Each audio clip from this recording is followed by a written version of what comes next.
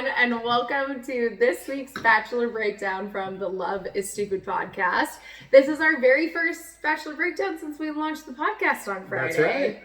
Yeah. Absolutely. So if you guys haven't checked it out, the Love is Stupid podcast launched on Valentine's Day. So last Friday, our first 3 episodes are out wherever you listen to your podcast. So make sure you go and check those out. And our next episode comes out on Wednesday. So 2 days away. If you haven't looked it up, please do. And let's dive into the hometown edition of The Bachelor. Let's get into this mess. Was this as exciting as our recap last week that we thought it was going to be for their hometowns? Just keep ringing out those advertising dollars, ABC. That's right. You got to get something on there. Oh my gosh.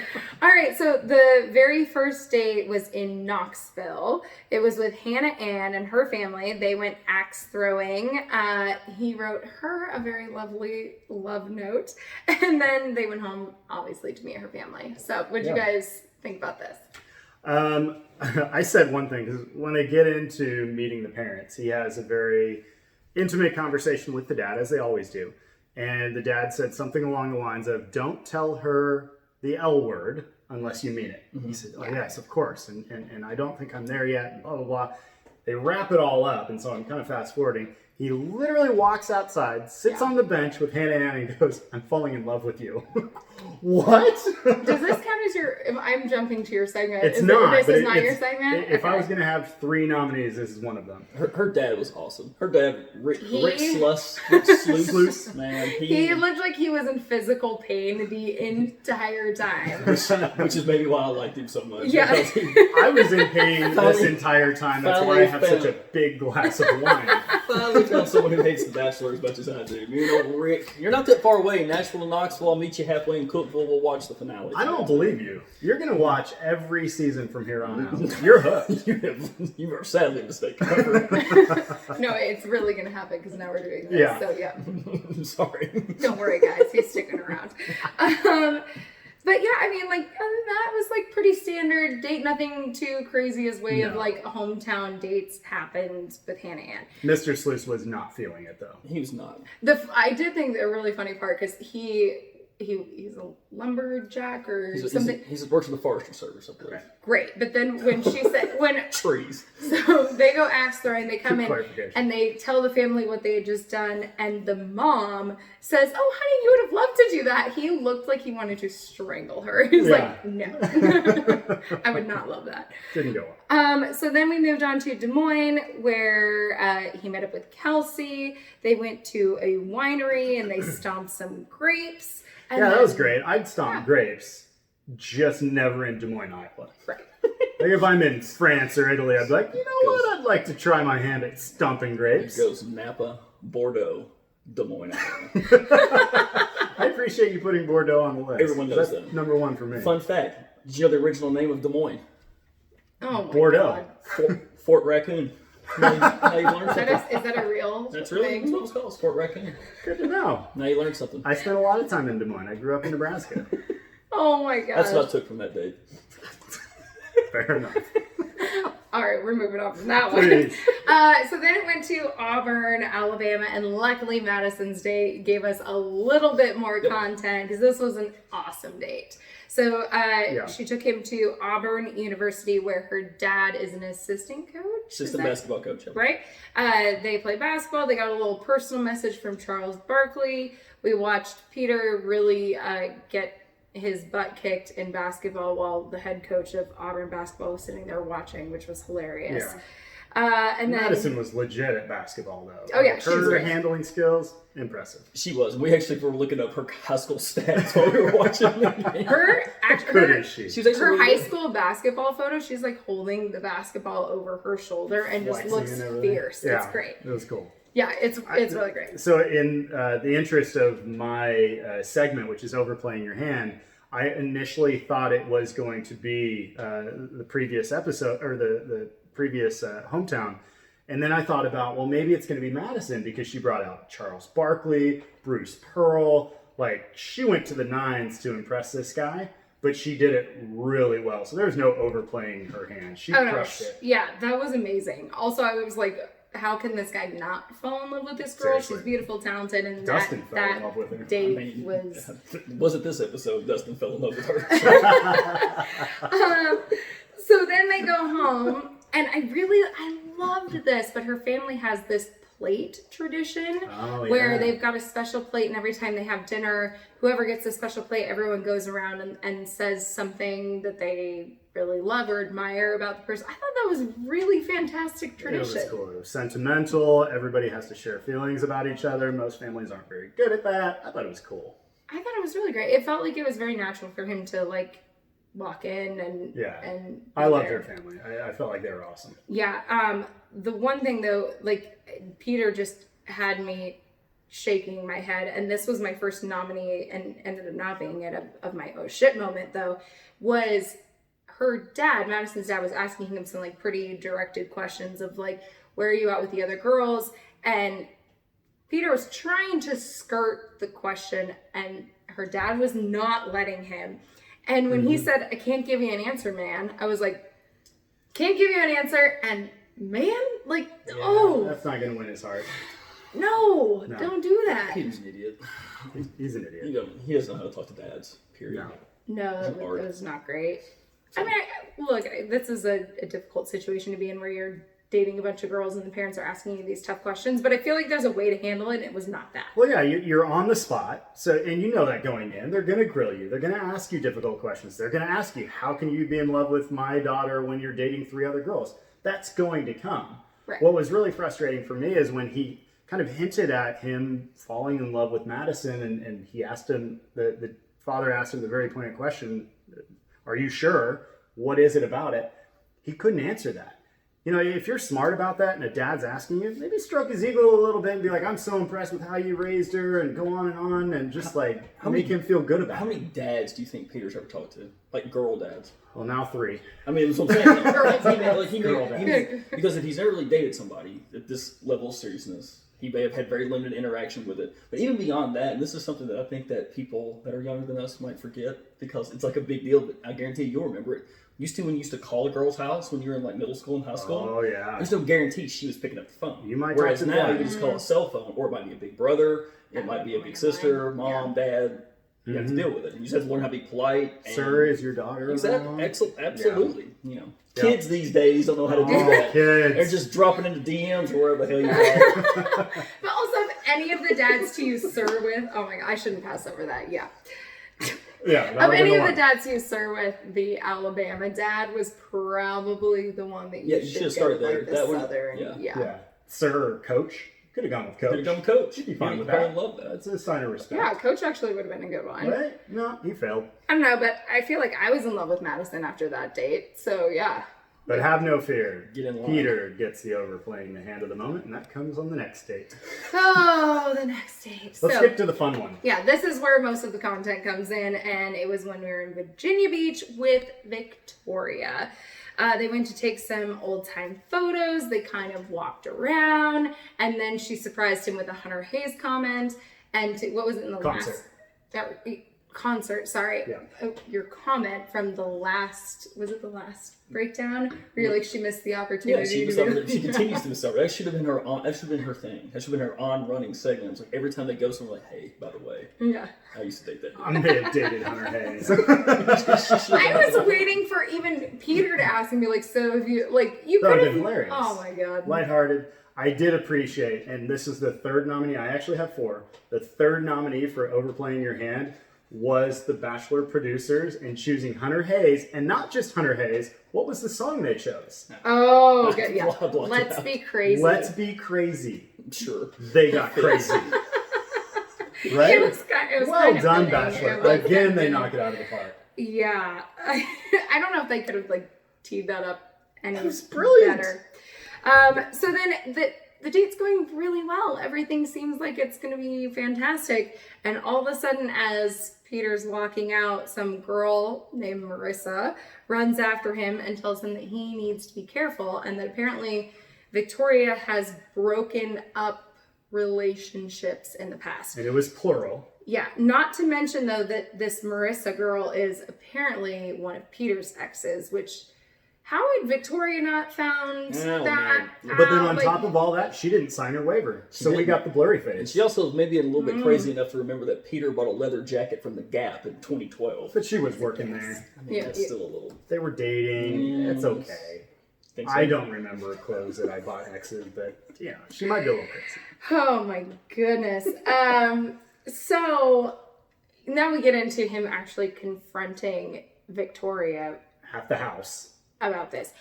I think we have differing opinions on this because I do not agree at all that he should have confronted Victoria on the porch of her family's home right before walking into dinner to be like, hey, by the way, this girl, an ex-girlfriend, came up and told me that apparently you are a homewrecker. See, I'm with you. I don't know if Dustin feels the same way about us, but this is actually my overplaying the hand. Because he should not have done that when he's about to go meet the parents.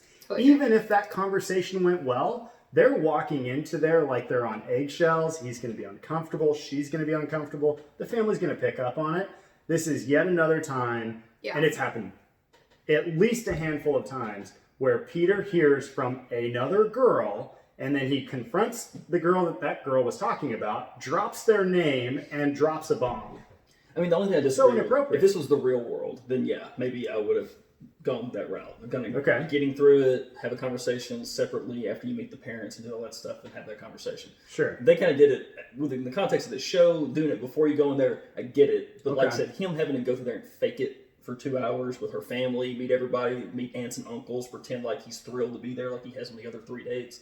That was my only thing. I agreed with him doing it when he did it. But here's one thing that I disagree with, and it came because this is the way it played out. They ended up fighting on the front steps. Right. She storms off. Then he ends up not meeting her family at all, which was my oh shit moment because I don't think I've ever seen that in the history of The Bachelor that somebody hasn't met the family. Not when they pulled up to the house.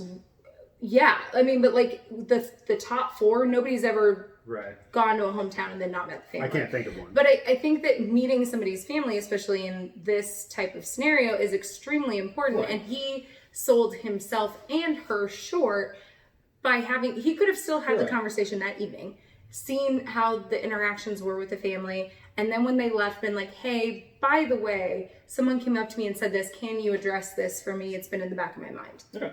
Sure. But, and I might be jumping the gun here, but then he exacerbates the problem when they get to the rose ceremony. Oh, Well, even before that, the only thing that I had about that is the whole thing where they're having a little melodrama out there on the front steps and the driveway, and everybody's walking away, and she's not admitting to this and all these things. Like, at that point, and this ties into the rose ceremony, but at that point, I was like, this is over. Like, she's gone, he's going to cut her, or something like that's happening now. Agree. And to me, it was like, it's really easy to act like you care at that point when the ship is sinking for Peter. Because, like, I mean, look, he could be the good guy at that point, be like, I really tried. Wink, wink, even though you're leaving, or wink, wink, you're already cut. Mm-hmm. But, and also, like, it's also very easy to seem like the sane one when you're arguing with the Victoria girl. But that's been their MO the whole time. They fight every time they're together. I don't think they've ever had a date or any scenario where they have not fought. No. Which, like a couple who's been together for 20 years and have 3 kids that they're trying to put through private school. It's one thing. They're struggling to put food on the table because they pay for private school. Right, because we have to stay together. That's good. But I think what makes the whole fighting dynamic of this couple so much worse is that nothing ever gets resolved. Every time he confronts her or whatever, it's the same fight. She can't handle it. She gets mad at him. Can't convey what she's thinking, what her emotions are. There's no articulation whatsoever. And then we're all just sitting there watching the TV like, so now what? Right. Well, okay, so she comes to his hotel the next morning after he has not met her family and knocks on the door, comes in, and he decides that he doesn't want to make a decision at this point, which felt weird, especially considering she never actually answered the question. No. She never denied the fact that she'd broken up any relationships. She just flipped out and was like, I can't believe this. But she didn't. Because she didn't know which ones he was referring to. Because I guarantee there was more than one. That's true. She addresses one and he's like, no, I was talking about the other one. Oh, yeah, that happened. If that wasn't true, you'd be like, how could you think that? I would have never done that. Like, that's not even true. She's crazy. We had this horrible ending of our friendship. That's not what she did. She never did. She didn't do that. No. Because I think it's I think it happened. 100%. Me too. But Yeah. they never could come to a resolve, and she had all that time from the previous night to when she walked into the hotel room to come up with an approach for how do we resolve this and talk this through. And all she had was, well, I think I'm falling in love with you. And this is yet another moment where Peter gets to just console this Right. helpless person. And that's what puts him over the top to say, I like Victoria. Ugh. Which gets us to the rose ceremony. Rose ceremony. Gets us to the rose ceremony because, shocking not, he ends up sending Kelsey home, which was really the only girl that he didn't reciprocate any of those, like, I love you type feelings or comments or vibes for at all. Yeah, But it was predictable I'm that it was going to still- be Hannah Ann and Madison. We all felt that way. Yeah, I just, oh my God. Why are you keeping Victoria around? Well, there's Why? one reason, Ray. There's one reason he's giving What is that reason, Dustin? He wants to bang her. That's all it is. It's the only reason. Fantasy suites are coming up next week. That's it. Which actually tees us up for just the whole preview, because this episode ends off after Kelsey has gone home with Madison pulling Peter aside because she's about to tell him that she is a virgin and that she doesn't want him to sleep with anyone else if they're going into the fantasy suites, and set the expectations. And it doesn't really seem like this goes over that well. It doesn't. She gave him an ultimatum, and I don't think he lives up to it. Yeah. I think Madison's the front runner. I don't think he can keep his pants on. Let me put on my strategy. Not with him keeping Victoria around. Let me put my strategy hat on here for a second. Yeah. One, all the other girls know that she's given this ultimatum. Right. Her feelings about. So they know one's out if they sleep with him? There were two. Who's in third place? Yeah. Victoria.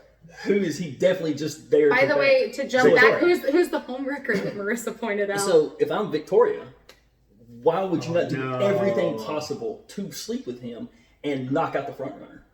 that You actually did- even you makes more sense. undercut the number one horse, and all of a sudden Strategy So makes maybe sense. Marissa's right. I'm like cringing because Victoria now in her own life has to like clean up the mess of what this show is probably going to do to her reputation. Well, I mean, If she sleeps with him, it's just going to make it worse. oh, Well, I think guess it's we'll done. have to tackle that topic next week Another time. and see. We're speculating. Well, we are speculating, but I think that that's actually I interesting. do too. Are we at my eye roll moment of the night? Oh yeah, Tom? I we? already had my oh shit moment. What's your eye And you've roll? already had your overplaying the hand. I did. What was So- your overplaying again? Peter. Peter. With confronting The her right whole- away. Oh yes, okay. So did a little something different this week for my eye roll moment of the night, since this was a very dad centric What episode. did you do? Okay. And so I was all geared up for my eye roll moment. I was going to make it a more of a dad joke type of thing and whatever, but I ended up just wanting to dedicate this one to the dads and kind of rank them and give a little special moment there. So one, You're ranking the dads. sort of ranking the dads. Got it. I'm gonna upset. This is new. I'm going to upset brewing on this one. So number Okay. 4, I'm going to go ahead and throw Kelsey's dad in there, number 4, even though he had the bar kind of set really low from the previous episode. We knew that there was some turmoil there. Thought he acquitted himself pretty well. Okay. with it. I thought he did fine for what segment they showed or whatever they were willing to share. Well, you on the realized show. that was her stepdad, right? that was her Yes, stepdad. that was her stepdad. Disqualify that one anyway. Yeah. So go for it. That's Okay. okay. 3, we're going to go with Madison's dad, the coach. Because even though he did ask some great questions, Third Yeah. place. he was great. He was a great recruiter. He asked some really pointy questions. And he also showed It's that an assistant basketball coach. that even a man that ugly can have some beautiful talk. That dude, that guy is not attractive. He's not very attractive. No. But man, But But kudos to him. also, Madison's mom is beautiful, so kudos Yes. to him for landing Madison's mom. He must have some game. Well, we did talk about during our Love is Stupid podcast that looks gets you so far on the 0 to 10 spectrum, but personality has a 4-point swing. did we get to that point? I think Well, that's- that episode hasn't aired yet, but it will be airing. Our listeners have not heard this Tune part. in April, and then we talk about that. Number 2, in a stunning upset, Rick Sleuth, man. I thought that he was going to cruise into the championship, but man, there's Yeah? an upset coming. Rick was great. He's number 2 because if you watch the closing credits, He literally could. and y'all may not have been watching this at all, Victoria's dad, while they were sitting there waiting for Peter to come in, he said, "I ain't calling him Pilot Pete." He goes- Pete, he goes, his name Pete Weber. Well, he was just calling Pete Weber, and I had never dawned on me Pete Weber is the name of the lunatic, flamboyant professional bowler that you see on ESPN all the time. If you need something to do besides watch The Bachelor, go watch Pete Weber videos.